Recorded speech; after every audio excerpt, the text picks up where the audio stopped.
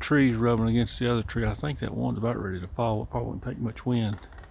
That's why you got to be careful when you're out in the mountains. Hear it creaking? Ooh. That's what you got to be careful for when you're out in the mountains. Because that one there is giving a little bit of warning. Sometimes they don't. And you get hurt.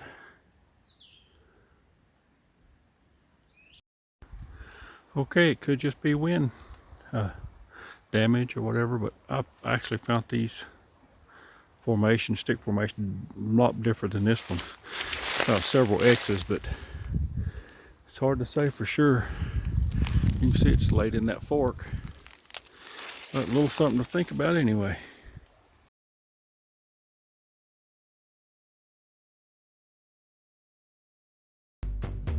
Make sure to subscribe to the channel and hit that notifications bell.